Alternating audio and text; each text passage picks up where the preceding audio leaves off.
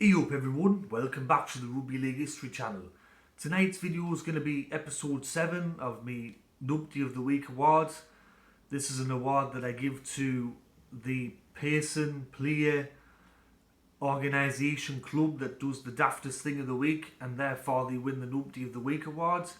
If you're new to the channel, I've been doing this for the past 6 weeks now. This is episode 7. Some of the previous winners have been the Brisbane Broncos, Brandon Bunch, I Hate the Parramatta Eels, just to name a few. I've had some really positive feedback with this award, and this week, let's just see, has been a very busy week. There's been lots of daft things that have happened on and off the field. Now, what I normally do with this award is I give out the winner straight away, and then I go through some of the other nominees. So as I said, lots of daft things have been said this week, lots of numpties on and off the field. But the winner for this week goes to Mr. Phil Murphy, who is a share owner in the Brisbane Broncos Rugby League Club. And he came out this week and said, just before Anthony Seibold was sacked, it's like having a cancer and it has not been cut out. If you don't treat the cancer, you die. And that's what, unfortunately and sadly, I don't want to see the Brisbane Broncos die. Now, his comments have been vilified by pretty much everyone. I think what he said was fucking daft and bang out of order. Anthony Seibold also had a go at him and said that I've only met the lad 3 times. And for him to see something like that, he makes no decisions in the day-to-day running of the club, and for him to come out and see that was disgusting. I think it's a pretty disgraceful thing to see. I'm pretty sure that most people out there have had a family member affected by cancer, or they've known someone that's been affected by cancer, and it's not a nice thing to have. And for him to see something like that and to compare Seibold to a cancer, that's pretty shite. Like, I mean, okay, Seibold wasn't that great at Brisbane, but you don't have to go that far. So, Phil Murphy's me winner this week for the Numpty of the Week award. Now, there's quite a lot of nominees though. I'm telling you, there's quite a lot.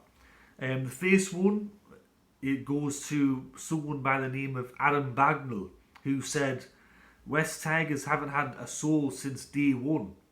A fluke title in 2005 when they found form for a couple of months, but mostly they've been pretty lacklustre. Now, okay, yes, over the last 10 years or so, they have been shite, they have been lacklustre, they have been poorly run, but to suggest that the 2005 Premiership was a fluke he's just fucking taking the piss as far as I'm concerned, because it certainly wasn't no fluke going on that big winning streak.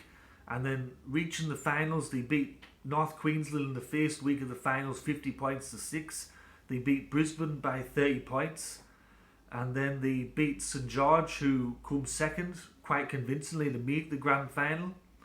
They beat them easily. And then in the grand final against North Queensland, they pretty much won that game without breaking too much of a sweat either. So to suggest that the 2005 Premiership win was a fluke is just a daft thing to see. And he gets one of my Numpty of the Week nominations. The next nomination comes from someone by the name of Ryan Wheeler. Now this is in relation to Luke Thompson saying that he's got chronic homesickness and he wants to return back over here to England after signing with Canterbury. And he said, Australia, it's got beautiful weather, beautiful females, way better rugby league and lifestyle. Why the fuck would you want to stay in England? And then someone that was a Wigan fan said, it didn't take long for someone to say something like that. Need to get yourself to Wigan. We sell pie bombs, and if that isn't enough to make someone stay, then I don't know what is. Google pie bombs. And then Ryan Wheeler says, nah, I've been over there playing rugby league, and I was over here for about a month or so. And the best part was getting on the plane to go back home. And then this Adam Withy, who's from Wigan, said, if you only lasted a month over here, you mustn't have been very good. So he didn't comment after that, Ryan Wheeler. So he gets me another Numpty of the Week nomination. The next Numpty of the Week nomination goes to someone by the name of Maui Cozy. I think I'm pronouncing that right. He said, "Thank you, Rabbitohs, for showing us what the real power side looks like against a full-strength team." And then I commented, Parramatta beat Penrith, and Penrith were full strength. And then Maui Cozy come back with all these insults, trying to insult me. And then he tried to get his mates on there. And then when I did a bit of digging, it turns out he's a Melbourne fan. So that just solves the problem right there of why he would type something like that. The next Numpty of the Week nomination went to Andrew Lawless. Now, this is in the same thread where you had the Luke Thompson homesickness keeper, and pretty much every single comment that people were typing, Andrew Lawless was seeing bad stuff about England. And then there was one particular thing that he said, because someone said, Scott Smith said, Aussie players do it all the time. They go over to England and leave after the first or second year and come home. Andrew Lawless said, yeah, because England's a shithole, apples and oranges. And then I actually challenged Andrew Lawless on this and says, have you ever lived in England or been to England?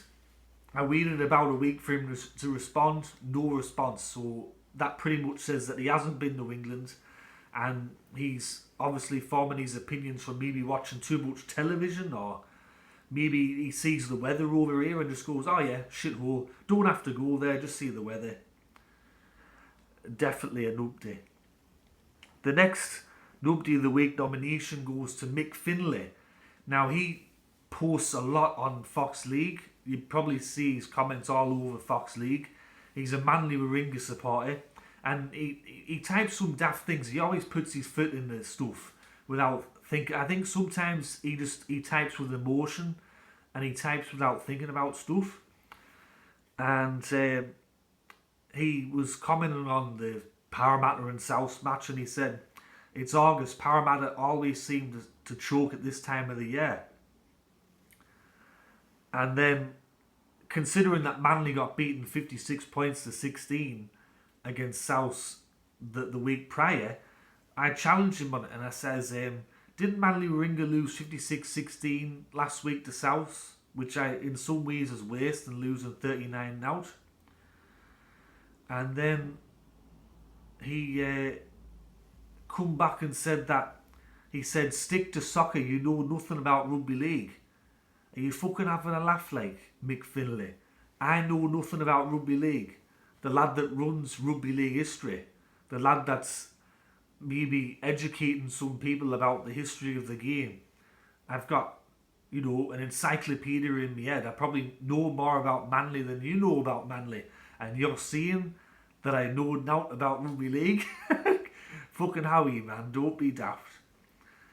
And then I actually said to him, even though I run the rugby league history page, and then he went silent after that and he typed out.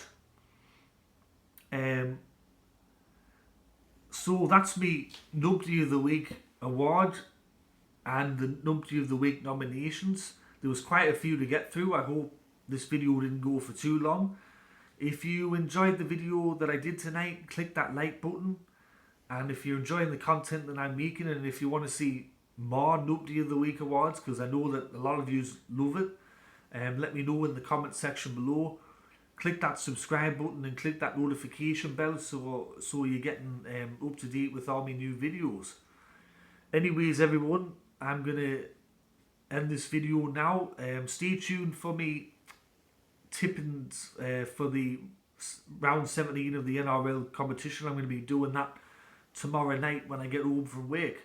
But as always, everyone, catch us all later. Look after yourselves. Ta-ra.